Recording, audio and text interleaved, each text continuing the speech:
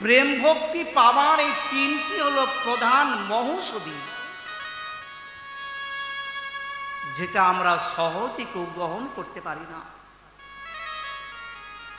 আজ ভরত মহারাজ বলছেন, হে রাজন, আপনি রাজ অভিমান পরিত্যাগ করুন।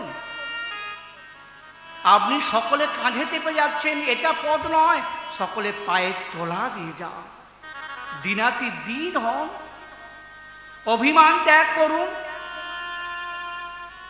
এই সংসার ক্ষেত্রে যে প্রবৃত্তি নামক যে পথ, সেই পথে প্রবেশ করে এই সংসারের জীব ধন দৌলতকে নিজের প্রকৃত সম্পদ মনে করে তার প্রতি আসক্ত হয়ে নিজের জীবনটাকে ব্যর্থ করে দেয়। ওই রাজন, এই সংসারে দুই প্রকার ব্যক্তি আছে যারা তোমাকে নিরন্তর দুঃখ দেয়, কষ্ট দেয়। কিরকম জানো? বলে এক ঝিঝি পোকা, এক হচ্ছে পেঁচা। দুটো উদাহরণ দিয়েছেন। ঝিঝি পোকা অলক্ষ্যে থাকে, দেখা যায় না, কিন্তু এমন যে চিৎকার করে কান ঝালাপালা হয়ে যায়। আর পেঁচা সামনে বসে কর্কশ ধ্বনি করে, চিৎকার করে। তো এই সংসারে এক প্রকার ব্যক্তি আছে যে তোমার আড়ালে তোমার নামে নিন্দা করবে। যখন লোকপরম্পরা যখন তোমার কানে আসবে, তোমার কষ্ট হয়, আরে আমি যাকে এত ভালোবাসি সে আমার নামে নিন্দা করে বেড়াচ্ছে। এটা ঝিঝি পোকার মতো। আর পেঁচা যেমন সামনে বসে কর্কশ ধ্বনি করে, এই জগতে এমন ব্যক্তি আছে তোমার সামনে তোমাকে কটু নিন্দা করবে, কর্কশ কথা বলবে, যা বেদনাদায়ক, কষ্টদায়ক। হে রাজন, এই সমস্ত মোহ পরিত্যাগ করুন, সকলে পায়ে তোলা দিয়ে যান। রাজাকে প্রেম ভক্তির উপদেশ দিয়ে ভজন করতে অগ্রসর করিয়ে আজ ভরত মহারাজ যেমন এসেছিলেন তেমন ভাবে চলে গেলেন। তখন সেই রাজা রঘুগণ ভরতের চরণে বারবার প্রণাম করছেন আর স্তুতি করছেন। নম মহদেভস্তু নম শিশুভ্য নম যুবভ্য নম আবটুভ্য যে ব্রাহ্মণা গাম অবধূত লিঙ্গ্যা চরন্তি তেভ্য শিবমস্তু রাজ্ঞাম। সেই মহৎ ব্যক্তিকে নমস্কার, শিশুগণকে নমস্কার, বালক যুবককে নমস্কার, অবধূত বেশধারী সেই ব্রাহ্মণকে নমস্কার। আজ ভরত মহারাজকে প্রণাম করলেন। ভরত মহারাজ যেমন এসেছিলেন তেমন চলে গেলেন। এরপর এই ভরত বংশের শেষ রাজা হয় গয়। এই গয়ের চরিত্র কথা বর্ণনা করলেন সুখদেব গোস্বামীপাদ। এরপর পরীক্ষিত মহারাজ শুনতে চাইলেন এই সপ্তদ্বীপা বসুন্ধরা তার এবং চন্দ্র সূর্য গ্রহ তরা নক্ষত্র আদির প্রভৃতি তাদের অবস্থানের কথা। এখন সুখদেব গোস্বামীপাদ বলছেন, হে রাজন,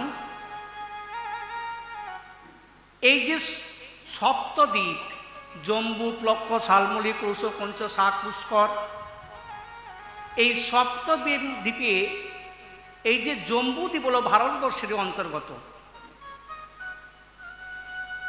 এই ব্রহ্মাণ্ডে এই সূর্যদেব সুমেরু পর্বতকে বামে রেখে তিনি পরিক্রমা করে ঘুরে বেড়ান। সূর্যের গমনাগমনে অর্থাৎ দুটো অয়ন, দক্ষিণায়ন আর উত্তরায়ণ। এই দক্ষিণায়নে দিন হলো বড়, রাত্রি হয় ছোট। আর উত্তরায়ণে হয় রাত্রি বড় আর দিনগুলো হয় ছোট। এই সূর্যের হ্রাস এবং বৃদ্ধি এবং চন্দ্রলোক, চন্দ্রের হ্রাস এবং বৃদ্ধি, অর্থাৎ কৃষ্ণপক্ষ, দুটো পক্ষ, এবং সূর্যের সারথি নাম হল অরুণ। এই সূর্যের রথের সামনে বাল্যখিল্য 60,000 ঋষিগণ এরা নিরন্তর সূর্যের স্তব করে করে সামনে সামনে গমন করতে থাকে। এই সেন পাখি আদি যতদূর উড়ে উঠতে বেড়াতে পারে ততদূর পৃথিবীর পরিসীমা। এই চতুর্দশ ভুবন, ভূ ভুব জন মহতপ সত্য, অতল বিতল সুতল তলাতল মহাতল রসাতল পাতাল। এই পাতালে আছে অনন্ত দেব, তিনি সহস্র ফণায় শ্বেত সরিষের মতন এই পৃথিবীকে ধারণ করে আছে এবং অনন্ত মুখে নিরন্ত কৃষ্ণ গুণগান করে চলেছে। একমাত্র কর্মময় ভূমি হলো এই ভারত ভূমি, যে ভারত ভূমিতে দেবতাগণ মনুষ্য জন্ম পাওয়ার জন্য নিরন্তর প্রার্থনা করে ভগবানের কাছে, প্রভু আমরা যদি ভারত ভূমিতে যদি মনুষ্য জন্ম লাভ করতে পারতাম তাহলে আমরা তোমার ভজন করতে পারতাম। কারণ দেবদেহে তো আপনার ভজন হয় না, এখানে ঐশ্বর্য সুখ বা এখানে মাধুর্যতা বা কোনো কিচ্ছু নেই, এখানে ভক্তির কোনো লেশ নেই, কোনো গন্ধ নেই। আজ এই কর্মময় ভূমি এই ভারতবর্ষ, এই ভারতবর্ষে মনুষ্য জীব কর্মানুসারে কে কখনো বা সে স্বর্গে যায়, কখনো বা নরকে যায়। তখন পরীক্ষিত মহারাজ জিজ্ঞাসা করলেন, গুরুদেব এই নরকটি কোথায়? এই নরক শব্দের অর্থ কি? নরক কি কোনো গ্রাম, কোনো দেশ বা কোনো একটা জায়গা বা কোনো একটা বস্তুর নাম? নরকটা কোথায়? তখন বলছেন এই পৃথিবীর দক্ষিণ দিকে ভূমির অধস্তাৎ উপরিষ্টাৎ জলাৎ, জলের উপরে আর ভূমির নিচে ঠিক মাঝখানে এই নরক। এই নরকের অধিপতি হলেন সূর্যপুত্র যম। এখন প্রশ্ন করলেন এই নরক কেন ভগবান সৃষ্টি করলেন? নরক তো দুঃখদায়ক, যন্ত্রণাদায়ক। মানুষ যেমন যেমন পাপ কর্ম করে সেই পাপ কর্মানুসারে সে নরকে যায়, যন্ত্রণা ভোগ করে। এখন এই জগতে নরক বলে যে কিছু আছে মানুষ কেউ মানতে চায় না, বলে ওটা আবার আছে নাকি, ও সব মিথ্যা কথা, ওগুলো বাজে কথা। যদি তাই হয়ে থাকে, বলে নরককে আমরা চোখে দেখি না, নরককে কি করে মানবো? বলে তাই যদি হয় তাহলে বায়ু তো চোখে দেখা যায় না, তাহলে বায়ুকে কেন মানবো? বায়ুকে আমরা চোখে দেখি কি, অনুভব করি। গাছের পাতা নড়লে, গায়ে হাওয়া লাগলে, বাতাস লাগলে তখন বুঝিতে না বায়ু আছে, বাতাস বইছে, এটা অনুভব বস্তু। বায়ুকে চোখে দেখা যায়? দেখা যায় না। তাহলে যার গায়ে লাগে সে অনুভব করে না বায়ু আছে, বাতাস আছে। তাই নরকটা মৃত্যুকালে একমাত্র সেই দেখে, মৃত্যুর সময় সেই যমদূতগণকে দেখে, নরক দেখে। বলছে ভগবানের জীব, ভগবান এই নরক সৃষ্টি করলেন কেন? বলে কেন করবে না? কি সুন্দর উপমা দিয়েছেন শুনুন। আমরা শাস্ত্র কথা রাখি, সাধারণ উপমা দিচ্ছি।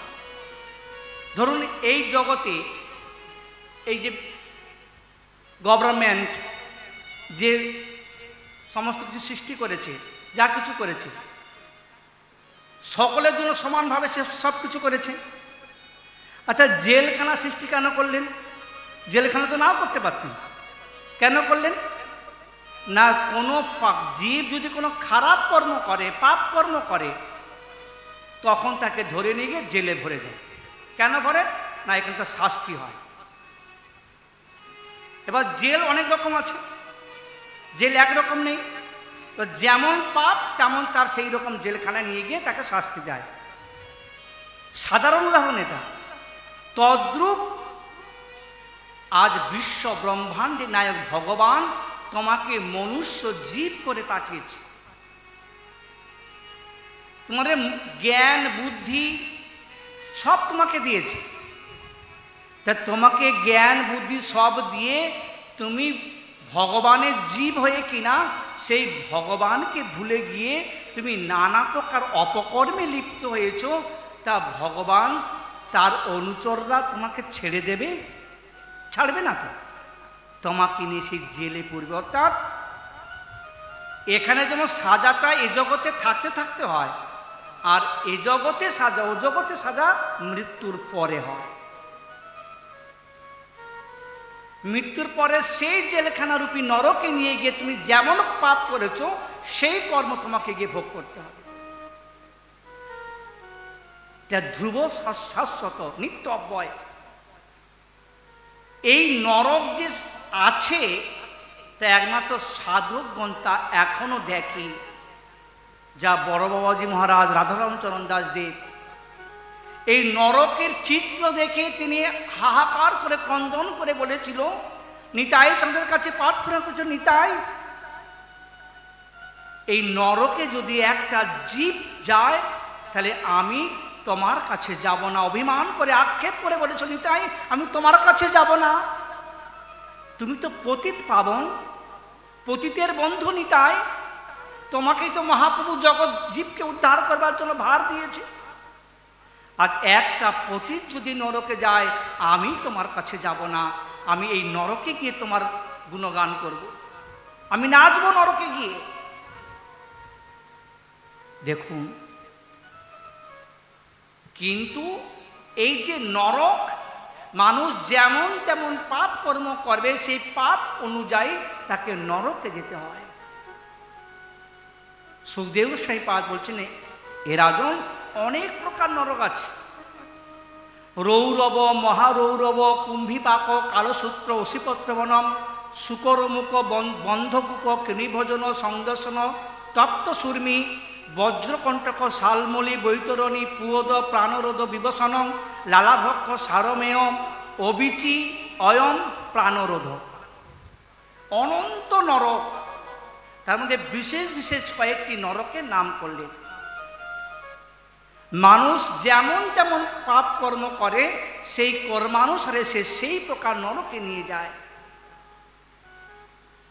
এই যে মানুষ যখন মারা যায়, সেই মৃত্যুর আগে সেই ব্যক্তি ওই যমদূতগণকে দেখতে পায়। 3 জন যমদূত আসে সেই পাপী ব্যক্তিকে নিয়ে যাওয়ার জন্য। বলে 3 জন কেন? না, দেহের দ্বারা যা পাপ করেছে, বাক্যের দ্বারা যা পাপ করেছে, আর মনের দ্বারা যা পাপ করেছে,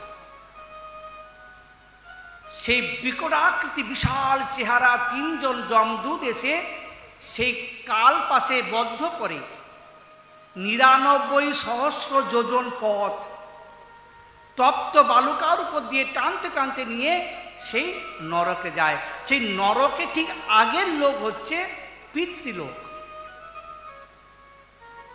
সেই পিতৃলোকের অধিপতিকে অয়রমা।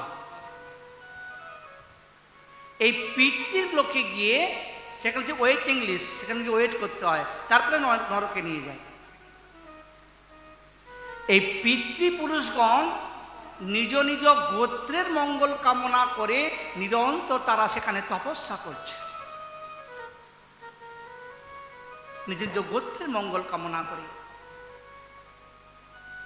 এই মৃত্যুকালে একমাত্র সেই পাপী বোঝে, যমদূতগণ দেখে ভয় পায়, যখন মানুষ ভয়ে কাঁপে, মলমূত্র ত্যাগ করে মৃত্যুকালে। কেন? ওই যমদূতগণকে দেখি। অনেকে বলে না, আমার পিতা মৃত্যুকালে ঈশ্বর দর্শন করতে করতে, হরিনাম করতে করতে মরে গেল। রে বাপু, সারা জীবন যে মদ খেয়ে পরনিন্দা পরচর্চা করে করলো, আর সে মৃত্যুকালে হরিনাম করতে করে চলে গেল। এত সহজ হরিনামটা মুখে আসা? সারা জীবন পাপ কর্ম করলো আর লাস্টে হরিনাম করে চলে গেল? এত সহজ নয়। আরে বাবু, মৃত্যুকালে তো এক এক করে ইন্দ্রিয়গুলো সব শিথিল হয়ে যায়, কান চলে যায়, চোখ চলে যায়, বাক্য চলে যায়, তো বোবা হয়ে যায়, কথা বলতে পারে না, খেতে পারে না, কানে শুনতে পারে না, চোখে দেখতে পায় না। তাহলে সে কি করে ঠাকুর দেখে গো? সে কি করে হরিনাম করতে পারে? হরিনামটা এত সহজ নয়, এত সহজলভ্য নয়। পরে দেখা যায়, সে মৃত্যুকাল দেখা যায় না যে মলমূত্র ত্যাগ করে চলে গেছে। কেন? ওই যমদূতগণকে দেখে ভয়ে মলমূত্র ত্যাগ করে। এই মানুষ যেমন যেমন কর্ম করে, যারা মনুষ্য জীব হয়ে যারা পরের ধন চুরি করে, আত্মীয় স্বজন এবং নিজ দেহ পরিপোষণ করে, বলে সে রৌরব নামক নরকে গিয়ে পতিত হয়। তামিশ্র অন্ধতামিশ্র নরকে যায় যারা বলপূর্বক পরের ধন চুরি করে, যে যেখানে কেবল অন্ধকার আর অন্ধকার, কিচ্ছু দেখা যায় না, মানে সেখানে যাতনাময় দেহ তোমাকে কষ্ট দেবে, তুমি মরবে না। আর সেই অন্ধকার গিয়ে তোমাকে সেই চঞ্চুময় পাখি কুবলে কুবলে তোমাকে আঘাত করবে। যারা দেহপুষ্টির জন্য নিরন্তর পশু পাখি হত্যা করে, জীব হত্যা করে নিজে উদর পূরণ করে, তারা সেই নরকে গিয়ে তাদেরকেও ওইভাবে কেটে কেটে ভক্ষণ করে। এই যে মাংসাদি যারা ভোজন করে, পশু পাখি যারা হত্যা করে, বলছেন অনুমন্তা বিশ্বসিতা নিহন্তা কয় বিক্রয়ী। যারা পশু হত্যা করার জন্য অনুমোদন করে, যা তুই এই কাজটা কর, যারা হত্যা করে এবং চোপহর্তা যারা পাক করে, রান্না করে, যারা পরিবেশন করে এবং সেইগুলো যারা খায়, ঘাতকশ্চেতি, এরা সবাই হলো ঘাতক। এরা সকলেই সমান অপরাধী। যে হত্যা করলো, যে অনুমোদন করলো, যে বিবাহ করলো, কেটে কেটে বিক্রি করে, আর যে রন্ধন করলো, আর যারা খাচ্ছে, এরা সকলে সমান পাপে লিপ্ত। যারা মদ পান করে, মৃত্যুর পর তাদেরকে জমালয়ে নিয়ে গিয়ে গলার মধ্যে পা দিয়ে চেপে ধরে তপ্ত লোহা গরম করে আর সেই মুখের মধ্যে সেই লোহাগুলোকে ঢালে, চিৎকার করে, মরে না কিন্তু। যারা অবৈধ স্ত্রী সঙ্গ করে, সেই জমালয়ে নিয়ে গিয়ে তপ্ত অঙ্গারময় সেই পুরুষের সঙ্গে বা নারীর সঙ্গে তাকে আলিঙ্গন করায়। এইভাবে বিকট অনন্ত নরক। এই নরকের বর্ণনা কোথাও শ্রবণ করে শিরে উঠলেন। মানুষ যেমন যেমন বলছেন, এই যে মানুষ নানা প্রকার যে অপকর্ম করে, বলছে যারা অভোজ্য খায়, যেগুলো ভোজনীয় নয়, যারা যেগুলো খায়, তারা কৃমি হয়ে জন্মগ্রহণ করে, পরজন্মে কৃমি হয়। এবং যারা ধান চুরি করে, অনেক ধান চুরি করে, তারা মুশিক হয়ে জন্ম নেয়, ইঁদুর। যারা কাংসপাত্র চুরি করে, কংসপাত্র, তারা হংস হয়ে জন্ম নেয়। যারা মধু হরণ করে, অর্থাৎ মধু চুরি করে, বলছে তারা ডাঁশ হয়ে জন্ম নেয়। যারা দুগ্ধ চুরি করে খায়, তারা কাক হয়ে জন্ম নেয়। যারা ঘৃত হরণ করে, তারা নকুল হয়ে জন্ম নেয়, ওই নকুল সাপের মতন দেখতে। যারা মাংস চুরি করে খায়, তারা শকুন হয়ে জন্ম নেয়। যারা লবণ চুরি করে, তারা ওই তরঙ্গের মতন এক পাখি, সেই পাখি হয়ে জন্ম নেয়। যারা দধি চুরি করে, তারা বক হয়ে জন্মগ্রহণ করে। যারা গো চুরি করে, অর্থাৎ গরু, তারা গোসাপ হয়ে জন্মগ্রহণ করে। যারা গুড় চুরি করে, তারা পাখি হয়ে জন্ম নেয়। যারা শাক পাতা চুরি করে, বনের শাক আছে না, যার বাড়িতে হয়ে আছে, না বলে চুরি করে নেয়, তারা ময়ূর হয়ে জন্মগ্রহণ করে। যারা অগ্নি চুরি করে, বলে অগ্নি, বলে অন্য বাড়ি থেকে আগুন নিয়ে আসাটাও সেটাও চোর, বলে আগুন চুরি করে তারা বক হয়ে জন্মগ্রহণ করে। যারা হলুদ চুরি করে, তারা মাকড়সা হয়ে জন্ম নেয়। যারা রক্ত বস্ত্র চুরি করে, লাল বস্ত্র, বলছে তারা চকর পাখি হয়ে জন্মগ্রহণ করে। যারা হস্তি চুরি করে তারা কুর্ম হয়। যারা অশ্ব চুরি করে তারা ব্যাঘ্র হয়ে জন্মগ্রহণ করে, বাঘ হয়। যারা স্ত্রী জাতি চুরি করে, অন্যের স্ত্রীকে চুরি করে বা অপহরণ করে, অন্যের স্ত্রীকে নিয়ে পালিয়ে যায় না, বলছে তারা পরজন্মে ভল্লুক হয়ে জন্মগ্রহণ করে, ভাল্লুক। যারা পশু হরণ করে তারা ছাগল হয়ে জন্ম নেয়। আর চুরি করবেন? বলছে যারা বস্ত্র চুরি করে, কাপড়, বলে অন্যের কাপড় কখনো না বলে নিতে নেই। যারা বস্ত্র চুরি করে, ওই যে গায়ে যে শ্বেত রোগ হয় না, সাদা সাদা কুষ্ঠব্যাধি, ওই বস্ত্র যারা চুরি করে পরজন্মে তাদের ওই শ্বেত কুষ্ঠ হয় গায়ে। যারা অশ্ব হত্যা করে তারা পঙ্গু হয়। যারা অশ্বকে হত্যা করে, বিষ দিয়ে হোক বা যেভাবে হোক, তারা পঙ্গু হয়, খোঁড়া হয়।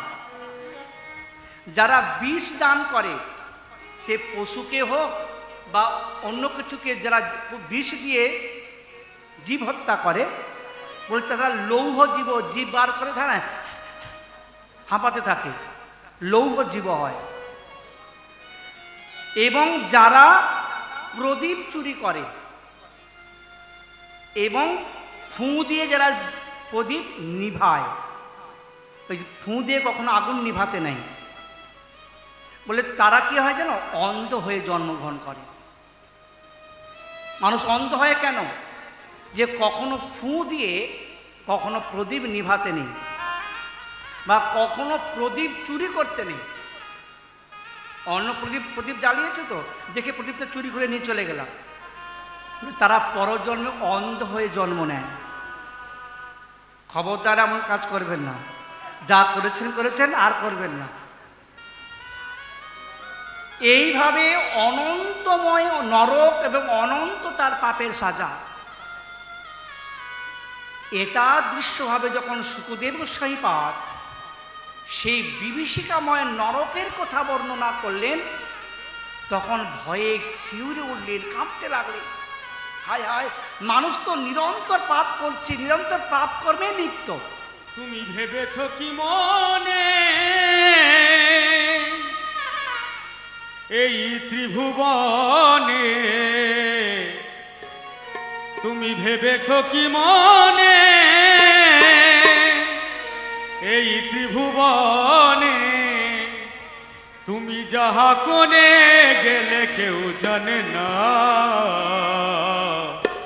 বারে বারে আর আশা হবে না মনরে, বারে বারে আর আশা হবে না।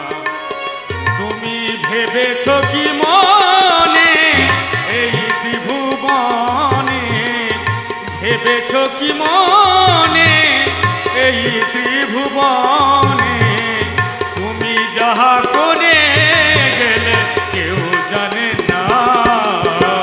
বারে বারে আর আশা হবে না মনরে, বারে বারে আর আশা হবে না।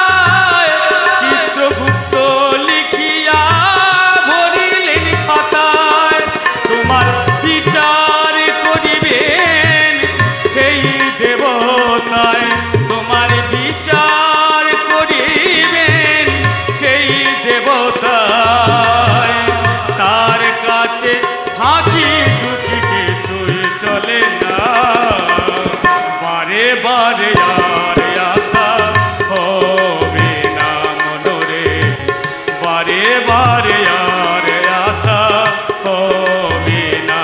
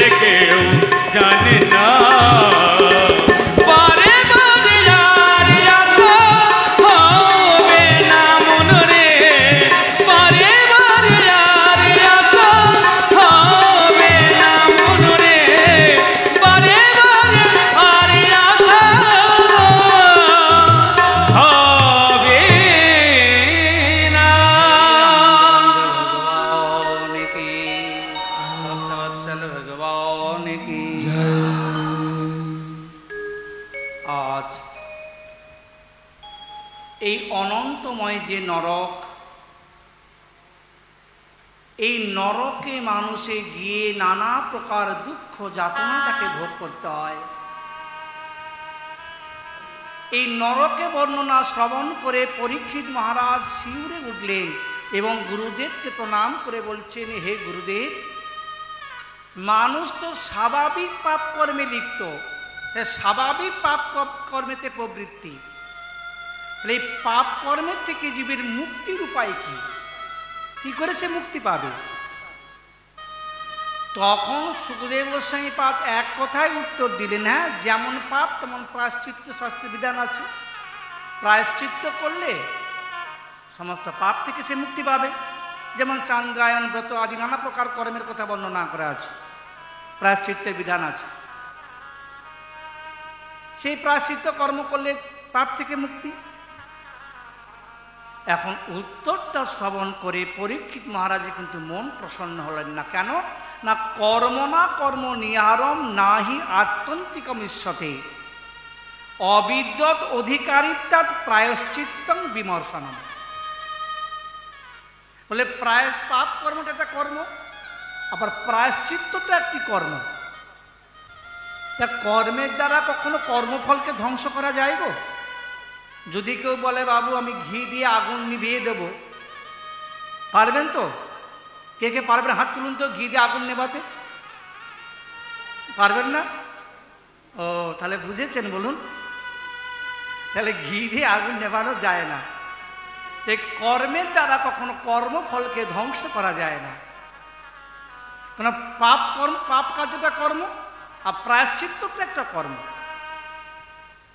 তাহলে এটা কেবল একটা কথা, তাহলে উপায় কি?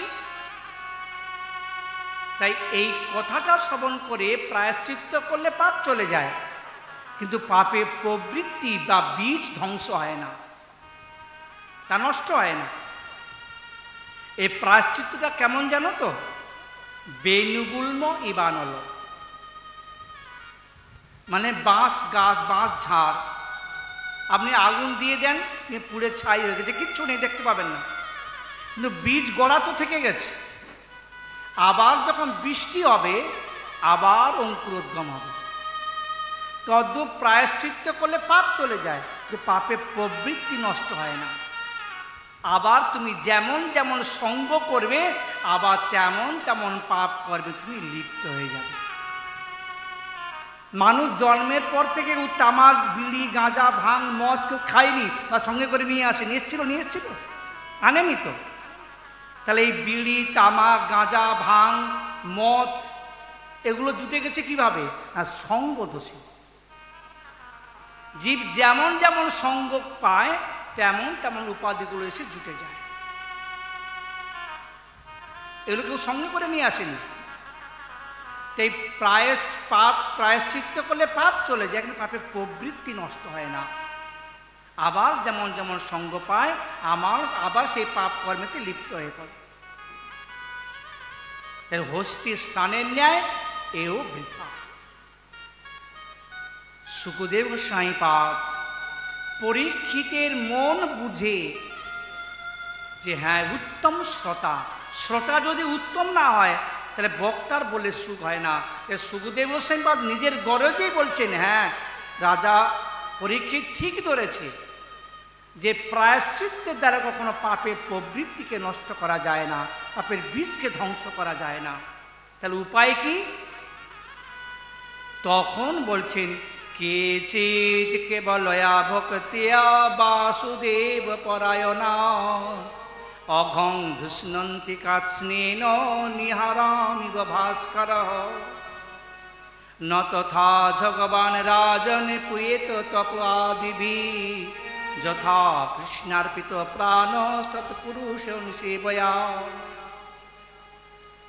কেচিৎ কেবলয়া ভক্তা, একমাত্র ভগবান বাসুদেবের যে অহেতুক যে ভক্তি, সেই ভক্তির দ্বারা সমস্ত পাপ এবং পাপের বীজ সমূলে উৎপাদিত হয়ে যায়। অঘং ধুষ্ণন্তি কাৎস্নেন নিহারমিব ভাস্কর, কেমন? যেমন আকাশে সূর্য উদিত হলে সমস্ত তুষার রাশি যেমন ধ্বংস হয়ে যায়, নষ্ট হয়ে যায়, তদ্রূপ হৃদয়ে গুহায় চিত্তে যদি নামরূপী সূর্য উদিত হয়, তাহলে সমস্ত পাপ এবং পাপের প্রবৃত্তি সব নষ্ট হয়ে যায়। একমাত্র প্রেম ভক্তি, নামরূপ সূর্য, দ্বিতীয় কোনো রাস্তা নেই। নামরূপী ভক্তি সূর্য যদি হৃদয়ে গুহাতে যদি উদ্ভাসিত হয়, তাহলে সমস্ত পাপ এবং পাপের প্রবৃত্তি সমূলে নষ্ট হয়ে যায়। পরীক্ষিত মহারাজ বলছে, আচ্ছা একমাত্র কেচিৎ কেবল ভক্তা, ভক্তির দ্বারা যদি তাই হয়, তাহলে কোনো প্রমাণ আছে যে এমন কোনো পাপী যে এই সব পাপ কর্ম করে সে নামরূপ সূর্যের দ্বারা সমস্ত পাপ প্রবৃত্তিকে নষ্ট করেছে? বলে হ্যাঁ। কে? আমরা সবাই জানি গো। কার কথা? কান্ন কুব্জ দ্বিজে কাশ্চি দাসে পুত্র অজামিল নাম না নষ্ট সদাচারা দাসার্গ সংসর্গ দূষিতা।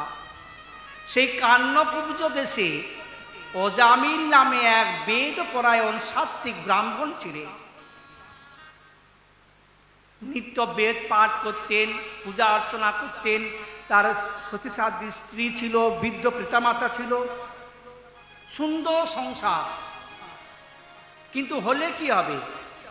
একদিন পিতার আদেশে সেই অজামিল বনে গেছে ফলমূলাদি চয়ন করতে। পুষ্প চয়ন করেছে, ফল চয়ন করে ফিরছে, পথে এক অদ্ভুত দৃশ্য দেখলেন।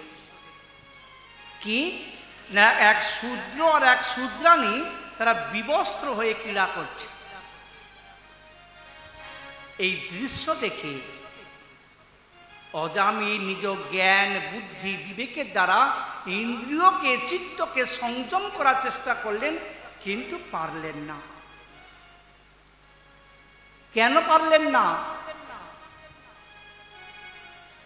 দেখুন, মানুষের প্রথম ইন্দ্রিয়কে চক্ষু, এই চক্ষু ইন্দ্রিয়কে যদি সংযম না করা যায় না, তাহলে অন্যান্য ইন্দ্রিয়গুলোকে আপনা আপনি ডুবিয়ে দেয়।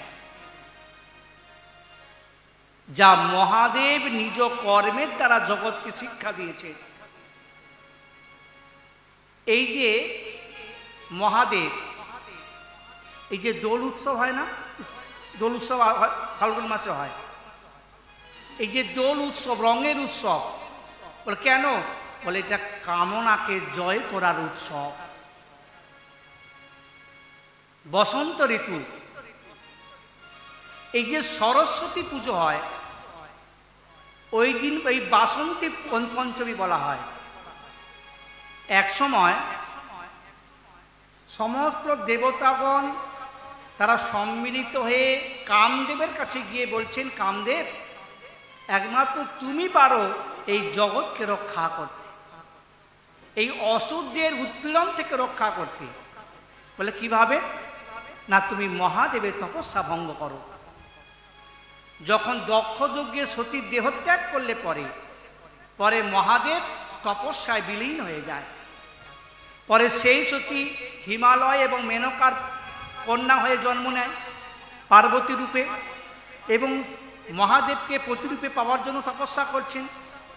এখন পার্বতীর সঙ্গে যদি মহাদেবের বিবাহ না হয় এবং তাদের যদি পুত্র না জন্ম নেয়, কার্তিক যদি জন্ম না নেয়, তাহলে এই অসুরগণকে নিধন করতে পারবে না। তাই পার্বতীর সঙ্গে মহাদেবের বিবাহ হওয়া উচিত। কিন্তু মহাদেব তো তপস্যায় বিলীন হয়ে আছে, তপস্যা ভঙ্গ করবে কে? এখন দেবতাগণ কামদেবের কাছে এসে প্রার্থনা করছেন, হে কামদেব, একমাত্র তুমি পারো মহাদেবের তপস্যা ভঙ্গ করতে। তো বলি তো মহাপাপ। এক মহাদেব হচ্ছেন পরম বৈষ্ণব, আর সেই বৈষ্ণবের ভজন নষ্ট করা মানে তো আমার মৃত্যু পর্যন্ত হতে পারে। বলে দেখো, মহাদেবীর তপস্যা ভঙ্গ না হয় তাহলে কিন্তু জগৎ কল্যাণ, জগৎ বাঁচবে না। আর এদের যদি বিবাহ না হয়, না হয় সন্তান না হয়, তাহলে অসুরটা নিধন হবে না। তারকাসুরকে কে নিধন করবে? তা এখন এই যে মহান কার্য, যে মহাদেবের তপস্যা ভঙ্গ করা, এবং কামদেব মনে মনে ভাবছে আমার মৃত্যু নিশ্চিত, কেউ রোধ করতে পারবে না, তথাপিও আমি এই ভার গ্রহণ করলাম। কেন না, আমার যদি মৃত্যু হয় হোক, কিন্তু জগৎ তো বাঁচবে, জগতের তো কল্যাণ হবে। তাই জগতের কল্যাণের জন্য যদি আমার মৃত্যু হয়, আমার যদি পতন হয়, আমি স্বীকার করে নিলাম, আমি বৈষ্ণব অপরাধ স্বীকার করে নিলাম। জগতে কি শিক্ষা দিলেন? যে নিজ স্বার্থ পরিত্যাগ করে জগতের স্বার্থের জন্য যদি যে জীবনটাকে যে উৎসর্গ করা যায়, তবেই হলো মনুষ্য জন্মের সার্থকতা।